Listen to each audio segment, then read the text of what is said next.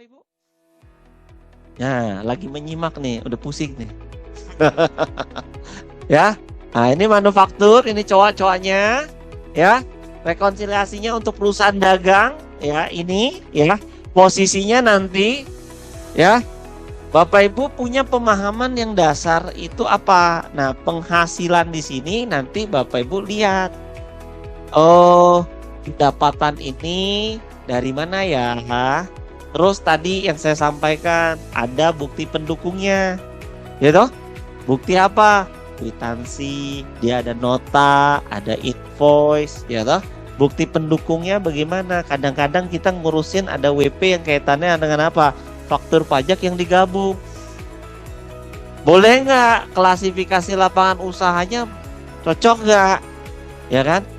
Nah, ada satu kasus yang menarik ya Bapak Ibu kaitannya dengan faktur pajak gabungan. Kasusnya adalah di pengadilan pajak tapi dia lakukan yang namanya gugatan. Dan singkat cerita, gugatannya itu ya mempermasalahkan terkait dengan yang namanya faktur pajak gabungan. Ya, pernah Bapak Ibu membaca hal itu? Atau nggak pernah? Baca Bapak Ibu putusan pengadilan PP kan mau naik level. Ya nggak? Nah, urusannya sengketa, ada yang ahli sengketa di sini atau hidupnya bersengketa? Ahli sengketa hidupnya bersengketa. Ya, Bapak Ibu. Jadi kalau kita hadapi masalah, tenang dulu. Ya, jangan gerabak-gerubuk bahasa sehari-harinya gitu lah. Kalau orang Jakarta bilangnya gedebuk gitu ya. Nah, ya kan? Kalau udah digebuk baru mikir. Ya kan? Kalau udah ditabok baru mikir. Istilahnya begitu ya.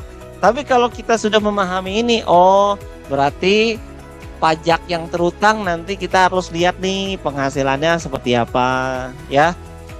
Kemudian dokumen tertentu yang dipersamakan, invoice-nya bagaimana, ya, penggantinya. Nah, ini yang penting, Bapak Ibu. Syarat formal, syarat material, Bapak Ibu kuasai. Oke, syarat formalnya, ingat, kalau nanti di SPT ada yang namanya secara syarat administratif harus dipenuhi, maka Bapak Ibu penuhi lampirannya.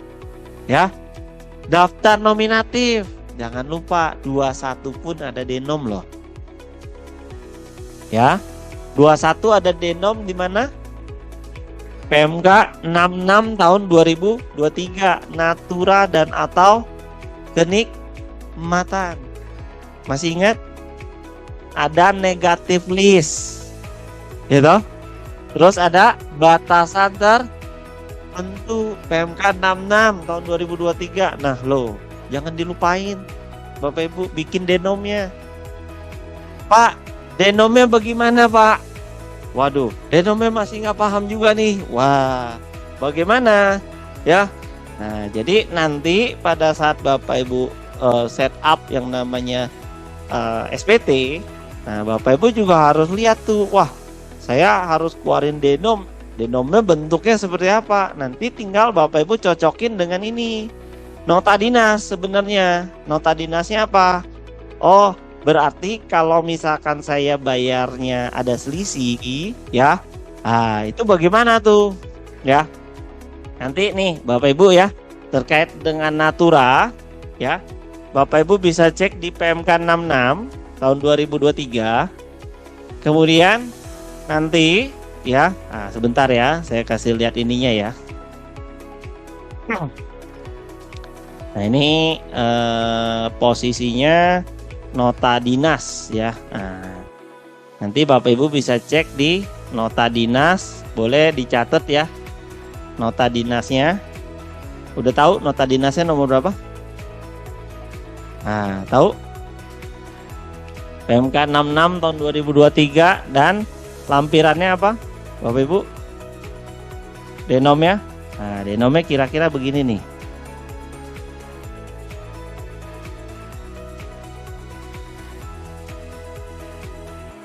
Ya, ini.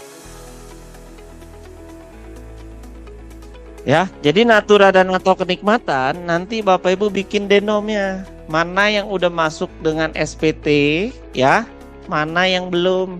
Nah, terus mana yang kaitannya dengan bukti potong. Bukti potong 1721A1. Kalau dia pegawai tetap. Ya, konsep untuk PPh 21 masih sama. Ya. Cuman bedanya apa? 1 sampai 11 dia pakai ter, ya. Masa terakhir dia ngitungnya sama seperti per 16 PJ 2016 Bapak Ibu. Hitungnya bedanya cuma apa? Ada zakat. Tapi konsep berpikirnya progresif 5, 15, 25, 30, 35 itu sama. Dan nanti at the end dia akan kurangin dengan apa? Bapak Ibu. Yang sudah dipotong dari 1 sampai 11 kan? Nah, jadi logic thinkingnya kalau posisinya dia resign atau dia pindah ya dari satu tempat ke tempat yang lain, ada kemungkinan dia akan jadi kayak kelebihan potong. Karena ter itu akan berfungsi ya, dia ngambilnya dari sisi apa? Bruto. Tapi sedangkan di masa terakhir kan Bapak Ibu harus hitung ulang kan? Ya enggak? Ibaratnya kalau misalkan ada yang kelupaan dan lain sebagainya akan dilamsam kan di terakhir. Ya, kurang lebih itu ya. Sampai sini ada yang mau ditanya Bapak Ibu? Ya. Jadi nanti ya ketika Bapak Ibu sudah mapping, oh udah tahu nih syarat formal ya. Kemudian syarat materialnya. Nah, ini yang jadi masalah ketika nanti Bapak Ibu apa? Bertanding. Bertanding untuk apa? Contoh SP2DK, SP2. Bapak Ibu pasti akan ditanya nih, materialnya apa sih? Masalahnya di mana? PPh atau PPN tuh? Ya. Terus kaitannya dengan apa? SPT Anda benar, lengkap, jelas. Emangnya udah submitnya tepat waktu? Untuk apa? Untuk bayar dan lapor. Ya. Bapak Ibu, jadi posisikan pasal 6, pasal 11, dan pasal 11A itu terkait dengan apa? Amortisasi ya dan depresiasi. Ya. Nah, ketika ini sudah, maka Bapak Ibu harus cek prinsipnya. Mana yang bisa dijadikan deductible expense dan mana yang tidak boleh dibebankan. Oke? Jadi kalau sudah tahu, oh ini deductible expense, oh ini non deductible, jangan main-main. Jangan dibikin abu-abu. Ya kan orang kan demennya kan diplesetin abu-abu aja Pak. Jadi nanti ada buffer Pak. Ya. Ada selisih yang nantinya bisa dikoreksi. Loh sekarang kalau benar ujungnya kan Anda nggak bisa memastikan. Diperiksa apa enggak? Ayo. Gak bisa kan? Nah itu yang posisinya agak sulit. Nah berarti posisi yang tidak bisa kita otak-atik, janganlah dibikin masalah di kemudian hari Bapak Ibu. Ya. Oke. Contoh biaya perjalanan dinas. Ayo. Biaya perjalanan dinas. Pertanyaannya, nah saya mau tanya sedikit nih Bapak Ibu. Kalau biaya perjalanan dinas masuk nggak PPh 21?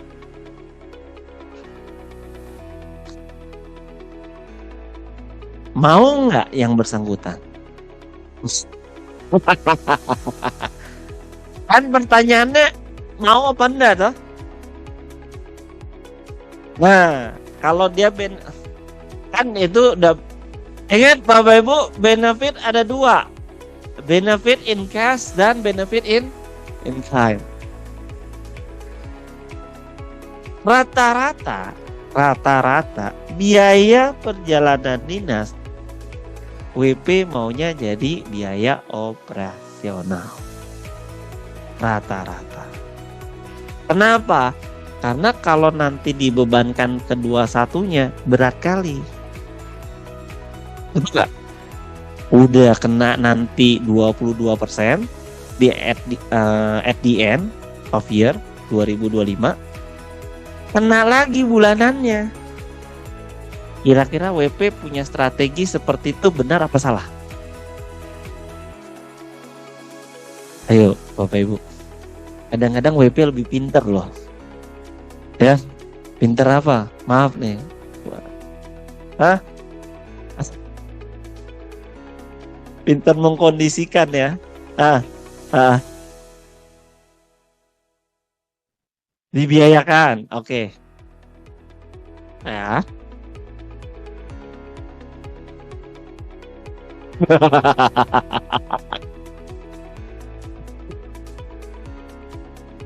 Ibu, kalau posisinya itu bisa dibuktikan, kenapa harus takut?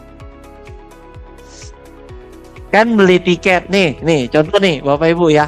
Saya mau tanya nih, Bapak Ibu kalau beli tiket pesawat tiket kereta bus ya, ataupun yang lain-lain lah kaitannya dengan traveling ya, biaya perjalanan dah atau akomodasi. Bapak Ibu potong nggak PPh-nya? Perusahaan potong nggak, Bu? Iya, perusahaan beli nih ke agent lah kita ngomong. Potong nggak? Loh, kan Anda punya kewajiban potput. Ayo.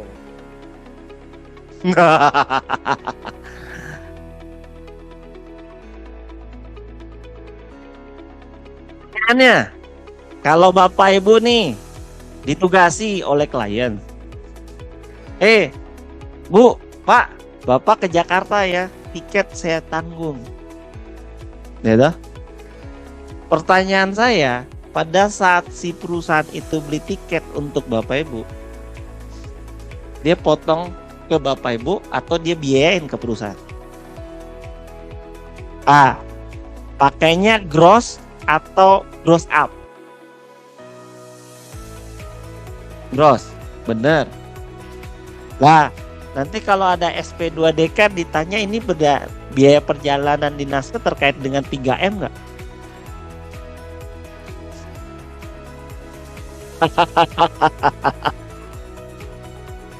Ya, berarti udah tahu dong cara handle ya. Oh, udah pinter, mantap. Ya. Nah, jadi Bapak Ibu, kalau kita bicara biaya perjalanan dinas, ya, tiketing itu ada yang extraordinary ya, itu dipotong PPh 23. Bapak Ibu nggak tahu ya? Saya kasih tahu ya, tiket dari agent atau perjalanan ya mau si A, si B dan lain-lain, dia dipotong 23, 2%. Ya. Kan berarti kan Bapak Ibu berpikir, Pak, 2%-nya dari mana ya Pak? Kan dari jasa ya. Betul nggak? Kira-kira jasa apa wordingnya di unifikasi yang dia potong?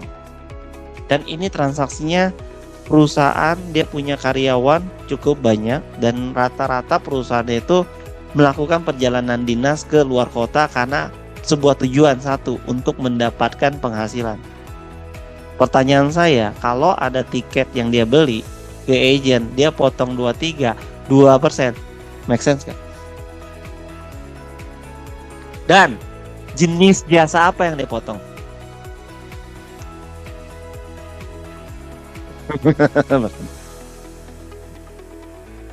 Ya, saya kasih clue-nya sedikit Bapak Ibu. Yang dipotong adalah jasa keagenan. Iya dong. Kan dia kan agent. Nah, tuh. Asik. Nah, kalau saya nggak pancing begini nggak keluar ini. Harus dipancing nih ya. Kalau dia dari beli-beli, tiket.com, Traveloka, terus apa lagi, banyak macamnya lah. Pertanyaan saya, mekanisme nanti dia bebanin di laporan keuangan itu bagaimana? Ayo kita diskusi nih Bapak Ibu, ya nggak? Tax base-nya dari mana? Ayo, pikir, ayo. Belum lagi kalau pakai, maaf ya, model perjalanan begitu, ada yang namanya koin, ada cashback. Ayo. Terus kalau Bapak Ibu belinya, jangankan gitu deh, yang e-commerce deh, dia ada potongan nih, diskon dan lain sebagainya. Ayo, bagaimana?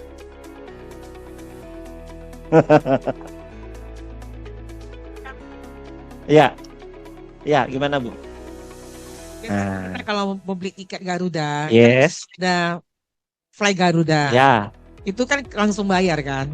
Kita mana bisa potong, Pak. baik. Nah, Terus? jadi kalau kita bayar pun kita mau potong, Iya. tentu tiketnya nanti nggak keluar tiketnya. Jadi bagaimana kita memotong, Pak?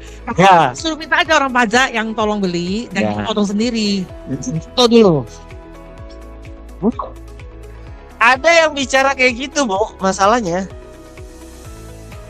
Serius. Itu oke. Lah, saya beli tiket. Dia suruh saya motong. Nah, solusinya gimana tuh? Ada?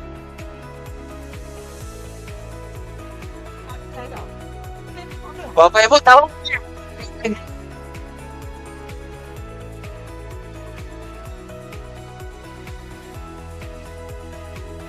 Garuda deh, contoh nih. Yang Saja langsung saja lah kalau emang secara tunai lah bukan kayak mana? ada yang pakai kartu kredit lah, ada yang transfer lah, ada yang pakai virtual account. Gimana tuh? Nah, pakai bus kan banyak tuh.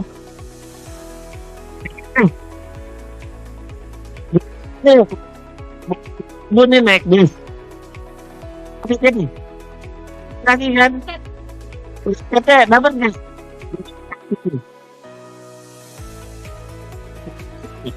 Nggak bebanin nggak?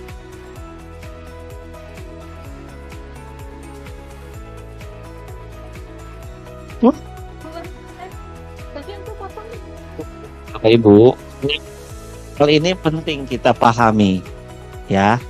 Ada yang bisa kita potong, ada yang nggak bisa kita potong. Paham ya, Bapak Ibu?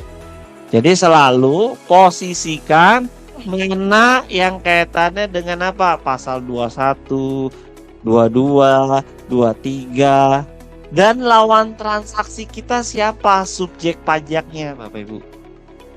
Ya, kita pun oke, kita sebagai pemotong, tapi nggak semuanya kita bisa motong kan? Betul? Betul ya, Bapak Ibu. Jadi kondisinya seperti itu. Saya realisasinya kalau selalu di laporan keuangan itu at cost, Bapak Ibu. Yang dia keluarkan itu berapa? Nah, contoh yang menarik, reimbursement.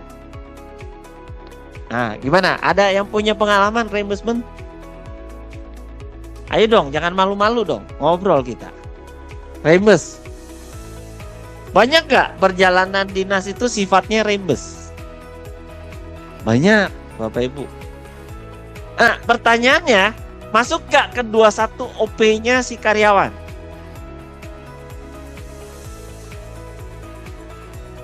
Nah, makanya ketika Bapak Ibu melihat ya laporan ya keuangan diimbangin dengan bukti pendukungnya atau datanya, pastikan Bapak Ibu cek. Ini karyawan. Oh, ini ada penugasan, berarti ada kontrak. Kalau konsultan ada penugasan, berarti ada SIT-nya kan? Betul?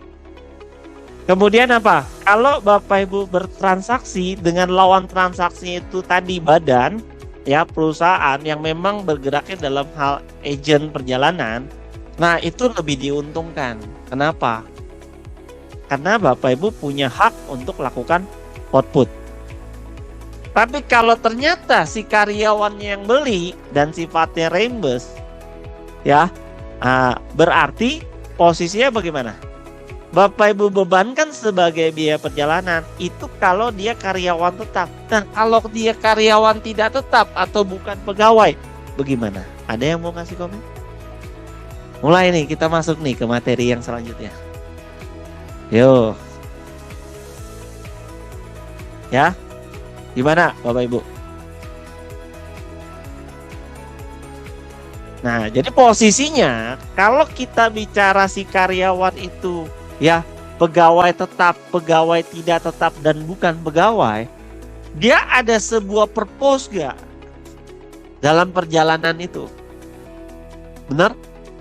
Berarti ada surat apa? Surat tugas. Ya dong, kalau orang diutus ke daerah gitu ya, dapat surat tugasnya gak? Atau enggak? Halo Bapak Ibu, dapat? Minta bukti pendukungnya ini. Nah, jadi kalau nanti ada SP2DK atau ada SP2 yang kaitannya dengan ya masa, salah satunya PPh 21, berarti Bapak Ibu sudah siap, ready datanya.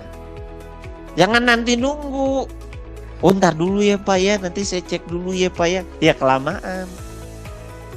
Tiap bulan lakukan yang namanya ekualisasi. Jangan nanti pada saat akhir tahun. Akhir tahun punya kesibukannya sendiri Bapak Ibu. Kenapa saya bilang punya kesibukannya sendiri? Pertama, kita mesti ngelihat apa? PPN. Kalau dia PKP, kita ngecek PPN-nya. DPP-nya dari mana nih? Ya nggak? Kan faktur pajak banyak. Ada 01 dulu ya kan? 01, 02, 3, 4 dan seterusnya. Kalau sekarang di Desember ini Bapak Ibu harus cek mana yang masuk ya di PP nilai lain ya. Semuanya kan 04 nih sekarang. Ya enggak? Ada juga yang 05, ada juga yang 07, 08 tergantung penyerahannya kemana. Ada juga yang 09. Tuh. Nah, tapi kan itu insidental ya, nggak selalu terjadi. Insidental, ya ini posisinya terjadinya kapan? Gitu ya. Nah, posisi tadi PPh 21. Udah. Apakah ada yang mau ditanya untuk 21? Pak, kalau dia ada kelebihan bagaimana? Kompensasi. Ya. Kompensasi apa kelebihannya untuk 21-nya Bapak Ibu? Jadi kalau contoh, misal gini. Kita ngitung 21. 21 kan ada 3. Pegawai tetap, pegawai tidak tetap, dan pegawai bukan pegawai. Betul? Nah, kalau dia ternyata pegawai tetap dan dia resign sebelum Desember, kemungkinan besar di masa itu kita hitung ulang pastinya jadi kelebihan potong. Kapan Bapak Ibu harus terbitin 1721 A1-nya? Pada saat si yang bersangkutan itu keluar, let's say dia kerja dari bulan 1 sampai bulan 9 nih. Depan mata nih, dia resign nih September. Pertanyaannya, 1721 A1 kapan harus ready untuk si A ini yang resign di bulan 9? Berarti paling lambat di bulan 9 yang kita lakukan pelaporan di Berarti Bapak Ibu harus cek ulang dong. Pembayaran dari 1 sampai dengan 8, ya kan? Ternyata kelebihan potong. Betul? Nah, itu yang nantinya Bapak Ibu harus combine dengan yang lain kan? Itu baru si A. Nah, ini yang akan jadi pengurang langsung directly di masa September. Yang nanti Bapak Ibu bayar dan lapor paling lambat tanggal 15 tuh. Sekarang Bapak Ibu harus key in atau XML Bapak Ibu impor ya. Untuk apa? Pada saat Bapak Ibu set up SPT masa untuk bayar dan lapor, Bapak Ibu harus masukin dulu dong. Betul nggak? Nggak langsung kan? Ada yang langsung? Tergantung pakai PJAP atau enggak. PJAP pun ya, penyedia jasa aplikasi perpajakan ya, mereka kan juga punya waktu berproses juga. Mereka kurang lebih punya PJAP itu 3-4 hari lah ya, mereka sinkronisasi Bapak Ibu Sudah ada template-nya, tinggal masukin, langsung import. Nah kita pakai Excel. Ya toh? Pakai Excel, hitung ulang. Kadang-kadang beda desimal tuh. Betul? Nah pada saat Bapak Ibu input satu persatu key in, nah coba lihat. Pada saat Bapak Ibu masukin, ada nggak selisih? Ya. Nah selisihnya itu adalah kelebihan bayar. Nah kelebihan bayar itu yang nanti akan menjadi pengurang untuk ya dalam satu masa itu berapa? Jelas Bapak Ibu? Apakah ada yang mau ditanya untuk 21? Kalau dia posisinya ternyata nicknya tidak valid, ya, dan itu masuknya ke karyawan tetap. Nah, sampai ayam numbuh gigi, ya, sampai ayam numbuh gigi. Kalau nicknya nggak valid, Bapak Ibu tidak bisa bikin yang namanya 1721A1.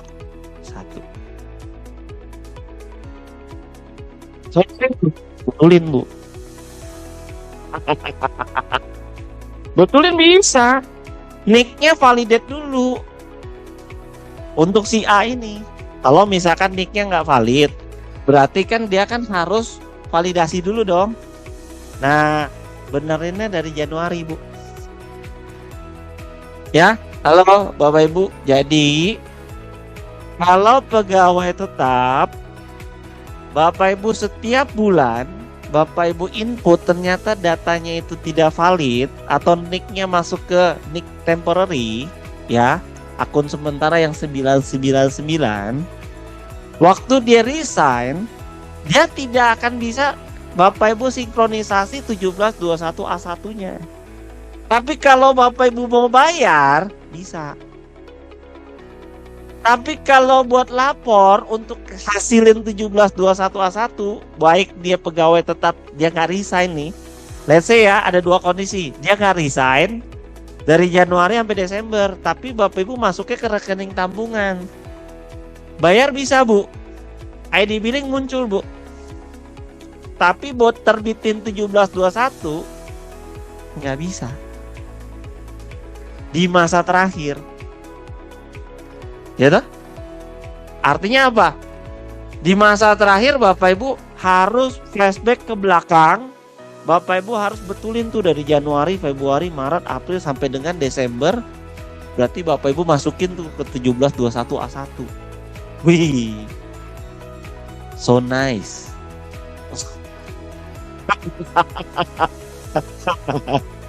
Nah yang kayak gitu Bapak Ibu ada.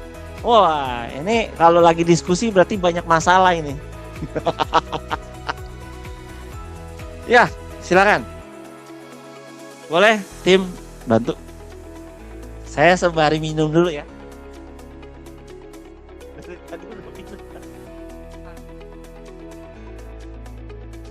Ya, silakan Bu. Pak mau tanya. Ya, kenalin diri dulu dong. Pak, saya Indah Pak. Ya. Mau tanya untuk PP21. Kan yang Bapak info bahwasanya semua nick harus tervalidasi. Bagaimana dengan nick yang tervalidasi Pak? Untuk sebelumnya kan ketika dia tidak kena pajak, kita kan tidak perlu membuka bukti potongnya. Tapi kalau untuk karyawan yang di Cortex ini, apakah semua harus tervalidasi? Karena kan nggak semua karyawan yang kita bisa validasi, apalagi di daerah-daerah terpencil kan. Baik. Tidak semua kita bisa. Karyawan tetap, tidak tetap, atau bukan pegawai? Tetap. Tetap. Baik. Tetap Bu.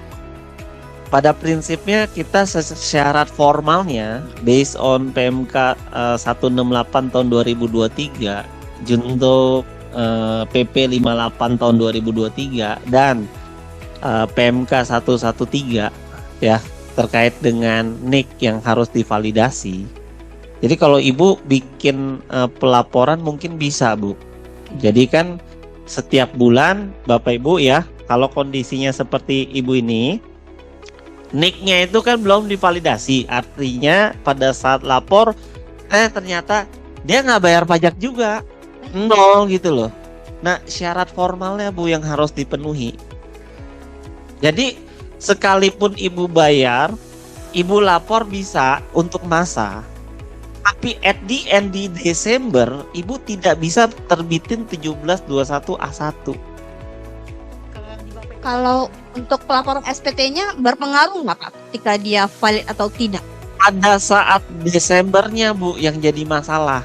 Itu bermasalah di bukti Pada saat bukti potong 1721A1-nya ibu issue.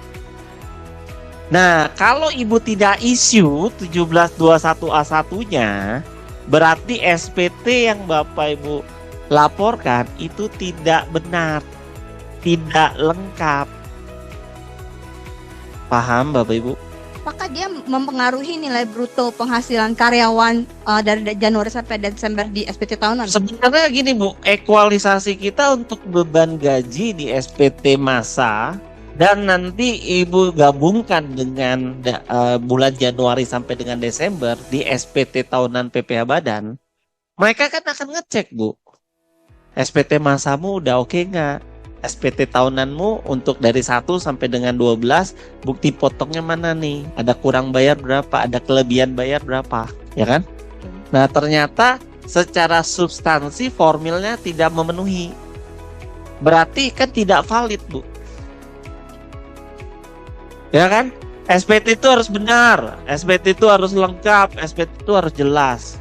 Jadi sekalipun kita sudah buat hitungannya, udah kita bayar, tapi kita nggak bisa nerbitin 1721A1-nya, percuma. Berarti Pak, kalau dari SPT tahunan ketika kita tin, infonya kan kalau Cortex itu diakumulasi penghasilannya. Nah, ketika kita tin, berarti dia tidak bisa mengakumulasi ya Pak di akhir tahunnya ya? Ya, dia otomatis gini Bu, kalau NIK-nya tidak tervalidate, dia tidak akan ada yang namanya prepopulated. Dia bisa nggak Pak maksudnya di SPT tahunan di Cortex bisa muncul nggak ke Bu. maksudnya ke penghasilan kalau di bukot dia kan di bawah ada penghasilan yang tidak kena pajak kan? Dia bisa nggak muncul di sana nantinya Pak? Dulu di ISPT bisa Bu. Kalau di Cortex nggak bisa. Kalau di SPT Badan dengan SPT masa Cortex itu pasti beda Bu, nggak bisa. Karena kalau kita mau minta mereka validasi juga nggak mudah kan Pak kan? Nah, jadi gini Bu solusinya. Sekarang ini kan orangnya digital. Oke. Validasinya dibantu Bu jarak jauh. Kan ada internet kan Bu. Ibu tinggal minta apa NIK-nya. Karena 2025 NPWP 15 digit itu udah nggak laku Bapak Ibu. Yang laku 2025 adalah NIK. Ya kan? Ya sesuai dengan PMK 112 ya, NIK menjadi NPWP Bapak Ibu ya. Nah, jadi itu Bu, minta pas fotonya, minta NIK-nya, alamat emailnya yang digunakan, sekalipun dulu dia nggak pernah punya DJP online, buat Bu. Itu solusi terbaik Bu. Itu solusi terbaik, Ibu minta pas foto dia validasi di menu registrasi, selesai. Nanti itu di maintain Bu, kan gunanya ada konsultan begitu ya. Itu ya Bu. Ya, jadi kalau Ibu nggak validasi, Ibu bayar bisa. Lapor SPT masanya bisa. Tapi pas nanti di masa terakhir itu yang repot. 1721-nya nggak bisa prepopulated. Jelas ya Bapak Ibu? Apakah ada yang mau ditanya? Ya. Apa Pak? Sorry. Iya. Bisa dilapor nggak SPT ini ya? Jadi bayar dan lapor muncul ID billingnya Pak. Ini bisa lapor, bisa. Bisa. Tapi kan masalah validnya Pak. OP-nya bagaimana? OP-nya si karyawannya dia nggak dapat bukti potong. Tapi dia kan nggak ada MPWP dan nggak ada. Nah, solusinya itu kan NPWP sementara kan. Itu hanya untuk bayar. Tapi validasi itu penting kenapa? Karena nanti OP-nya nggak dapat 1721A1. Tetap Bu, syarat formalnya harus di PMK 168 sekalipun 0 harus input. Ya harus. Makanya kalau Bapak Ibu ya, pada saat nanti ada SP2DK, ada SP2, baca PMK 168 tahun 2023 syarat dan ketentuan berlaku. Makanya kalau Bapak Ibu lihat kayak ujian ya, harap dimaklumi. Ya, jadi PMK 168 3 bilangnya gitu, ya itu harus dimaklumi. Kan kata PMK-nya Bapak Ibu, ya. Oke, ada yang mau tanya lagi Bapak Ibu silakan. Terjawab Bu? Atau belum? Ya, silakan. Ya. Yang Bu. pertanyaan dari Ya. Cici ini, Hah? kalau misalkan dia non pegawai gimana ya Pak? Nah, jadi non pegawai kasusnya beda lagi nih Bapak Ibu. Non pegawai yang si non pegawainya buat dia penting apa enggak Bu? Kalau menurut dia penting, dia pasti akan minta bukti potongnya Bu. Ya, tergantung profesinya apa juga Bu. Kalau misalkan yang bukan pegawai, ternyata dia memberikan jasa, hitung setahun dia masih di bawah PTKP, ya kan? Di bawah 54 juta. Misalkan Bu, ya menurut dia kan nggak penting Bu. Ya kan, terus kalau nanti ada masalah di SPTOP-nya dia, ya kan dia bisa bilang penghasilan saya di bawah PTKP. Emangnya saya punya kewajiban untuk lapor SPT? Kan orang-orang yang penghasilannya di bawah PTKP rata-rata kan bicaranya seperti itu. Jadi itu tergantung Bu, case by case-nya. Saya menyarankan bertransaksi sama lawan transaksinya yang sudah divalidasi. Itu yang normal. Nah, yang anomali ini, ya kan? Ya, namanya juga anomali ya. Berarti kan ada ketimpangan. Ya, itu yang dicari. Solusinya bagaimana itu sih, Bu? Pak, kalau misalkan yang pegawai tidak tetap, contohnya pegawai BHL, harian lepas itu kan dalam 1 tahun mungkin kita bisa ganti-ganti ya, entah 2 bulan, Betul. 3 bulan gitu kan. Nah itu bagaimana? Sebenarnya kan terkadang kalau kita rekrut mereka itu kita lihat dari skill dulu ya, karena mereka Betul. bisa kan kita kesampingkan dulu masalah dia ini di KPK-nya itu masih penerima penghasilan gitu. Jadi masih banyak yang seperti begitu. Apakah itu mesti kita buat juga? Karena kan BHL itu harusnya nggak ada kelas 1-nya ya. Ya, jadi kalau posisi seperti itu lebih nyaman Ibu masukinnya pegawai tidak tetap, Bu. Jadi bukan pegawai dengan pegawai tidak tetap, beda ya, Bapak Ibu. Ya. Jadi kalau tenaga kerja lepas itu kan ada di PMK 168 tahun 2023 itu ada yang harian, ya, ada yang bulanan, ya. Nah, jadi tipenya yang mana, Bu? Ya, apakah dia harian, apakah dia bulanan? Solusi sementara, Ibu tetap harus laporin, Bu, di SPT Masa supaya Ibu bisa bebankan itu di ya yang namanya SPT PPh Badan sesuai dengan laporan keuangan komersil. Nah, berarti beban gaji untuk PPh 21 itu kan banyak komponennya, gaji, upah, honor, bonus, THR yang sifatnya reguler sama irregular, dan yang kaitannya dengan pegawai bukan pegawai, ya kan? Bukan pegawai tidak tetap kan masuk semua tuh di 21. Nah, itu Bu. Jadi kalau boleh saran, Ibu lihat dia masuknya ke pegawai tidak tetap, kita mekanisme pembayarannya secara flow-nya bagaimana, harian atau bulanan. Kalau selama pembayaran ternyata kita lihat, oh dia masih di bawah nih, dia nggak bayar PPh 21-nya, tetap lapor.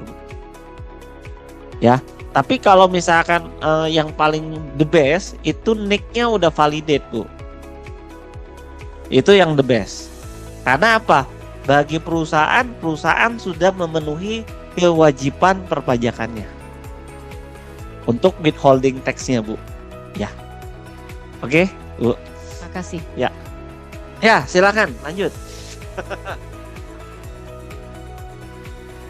Sama aja, Bu. Kita kan gini Bu, kalau kita pakai jasa, ya jasanya kan dari badan perusahaan nih. Ya saya biasanya kalau rekomendasinya kita potongnya dari nilai jasanya Bu. Ya, jasa pengirimannya itu berapa? Kan kalau namanya barang dikirim bisa menggunakan laut, bisa menggunakan udara, bisa menggunakan darat. Ya. Makanya pada saat Bapak Ibu ya kayak klien ya tanya ke kita, dealingnya gimana di awal? Kayak contoh, saya sebut brand ya, mohon maaf. Jasa pengiriman pos. Jasa pengiriman barang pakai tracking atau forwarder. Ya dah. Barangnya forwarder maksudnya apa, Pak? Ambil barang dari luar, bawa masuk ke dalam. Beda dengan jasa tracking kan Bapak Ibu. Tracking di dalam. Nah jadi ambilnya dari jasanya. Dan itu udah diomongin di awal. Nanti saya akan potong yaitu 2% ya. Nah bentuk usahanya apa? Perusahaan potong. Kecuali dia pribadi. Kalau dia pribadi ada nggak yang kasih jasa ekspedisi tapi perorangan? Ada aja. Banyak kan? Banyak. Jadi dipotongnya sesuai dengan konteksnya Bu. Oh Anda pengiriman nih. Bentuknya apa? Potong 23. Atas jasa 2%. Gitu Bu. Ya. Baik. Terima kasih Bapak Ibu. Ada lagi? Nih sisi yang sebelah sana belum ada nih. Yuk. Kayaknya banyak pertanyaan nih lagi dikumpulin ya. Baik ya Bapak Ibu, jadi biaya-biaya ini menarik ya. Nantinya ketika Bapak Ibu ada pertanyaan silakan ya. Ya kaitannya dengan rekonsiliasi tadi yang saya sampaikan, positif negatif, beda waktu beda tetap tadi sudah ya. Berarti Bapak Ibu identifikasi rekonsiliasinya. Ingat Bapak Ibu prinsipnya adalah worldwide income ya. Penghasilan dari dalam negeri dan dari luar negeri gabungkan ya. Kemudian apa? Tolong jeniskan penghasilan itu. Ya. Pasal 4 ayat 1 kaitannya dengan non final.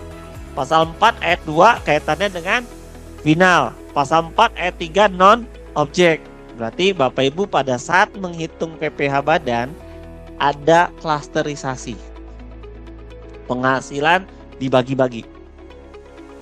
Biaya pun tadi ya, yang normal itu adalah deductible expense ya, matchingnya sama tax income. Ingat ya Bapak Ibu. Nah, saya kasih tips and triknya kalau untuk tax planningnya PPh 21 ya Bapak Ibu.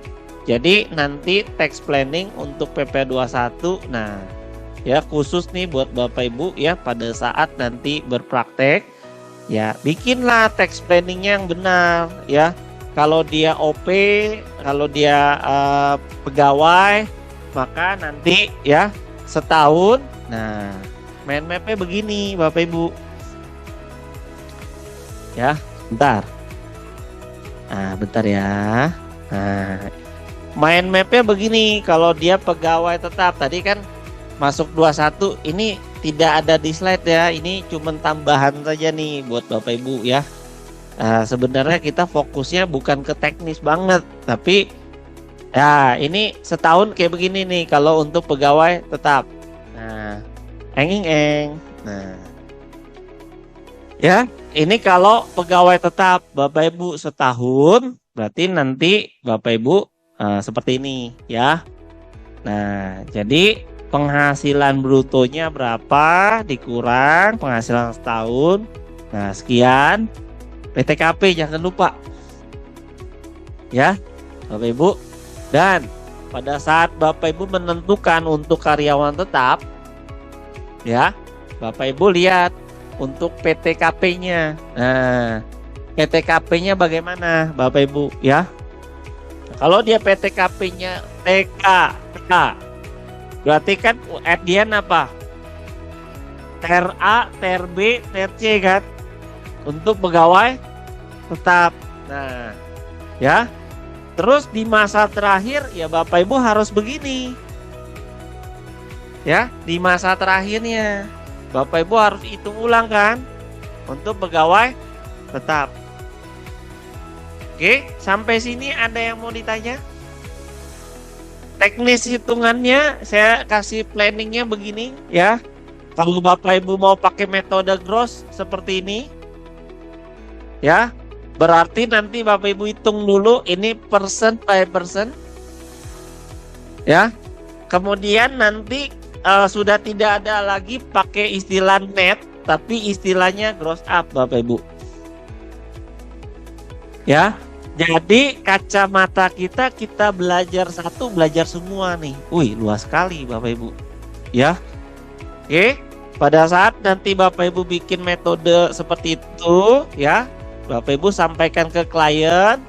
Nah, nanti terkait dengan pengakuan penghasilan, ya, secara perpajakan, ya, summary-nya ini. Mana yang deductible, taxable? Mana yang ya apa? Taxable tapi non deductible. Nah, juga yang apa? Non taxable tapi deductible. Dan yang terakhir non taxable dan non deductible. Itulah tax planning untuk PPh 21 Bapak Ibu. Artinya nanti Bapak Ibu lihat, oh ini kaitannya dengan natura dan atau kenikmatan based on PMK 66 tahun 2023. Nah, bagaimana tuh? Ya. Jadi clear banget Bapak Ibu ya, saat nanti Bapak Ibu motong natura bicara apa, barang ya, kenikmatan bicara apa ya, kaitannya dengan apa, fasilitas ya Bapak Ibu. Jadi itu yang saya mau cerita di pagi hari ini menjelang siang hari ini Bapak Ibu ya. Nah, jadi setelah Bapak Ibu cek, oh penghasilannya ya final, non objek ya, nah, kemudian non final ya kan secara urutannya. Nah, bagaimana nanti Bapak Ibu lihat perbedaan waktu ya dan perbedaan tetapnya Bapak Ibu ya. Jadi disitulah posisi yang penting untuk Bapak Ibu ya. Pada saat berpraktek kita sudah tahu ya, ini kan point of view-nya mana yang tidak diperkenankan oleh pajak, koreksi positif, mana yang tidak diperkenankan ya dari sisi biaya. Nah, ini nggak boleh nih Bapak Ibu. Kenapa muncul yang namanya koreksi negatif? Nah, ini juga Bu pahami, kan simple. 1771 SPT badan kalau Bapak Ibu kuasai sangat mudah untuk nanti Bapak Ibu mempraktekkan ini. Pak, mudahnya gimana? Belajar. Ya toh? Belajar tanpa pengalaman. Kira-kira itu apa? Belajar kalau tanpa pengalaman, kira-kira itu apa? Bisa gagal paham. Betul nggak? Tapi teori diimbangin dengan praktek, jadinya Bapak Ibu tahu, oh kondisinya seperti ini nih. Makanya tadi Bapak Ibu lakukan ekualisasi. Ya, cocok kan Bapak Ibu? Apa yang kita lakukan? SPT masanya. Ya, jadi tantangan tersendiri buat Bapak Ibu. Nanti habis makan siang ya, kita akan bahas ekualisasinya kayak gimana. Ya, sabar, jangan kemana-mana. Ada door prize loh, ya kan? Jangan pulang dulu, ya, sampai selesai kita foto-foto dulu lah. Ya, jadi hari ini Bapak Ibu saya juga selesai, nanti sore saya juga sebenarnya kepingin lama ya di Medan ya, terus terang, karena teman-teman kawan-kawan saya bilang berapa lama kau? Ya 2 hari semalam. Ya 2 hari semalam, ya kan? Kebetulan izin Bapak Ibu, malam nanti saya ada ini ya, apa? Ngajar private C ya. Jadi secara online. Ya, jadi makanya habis selesai di sini saya ngajar flight. Jadi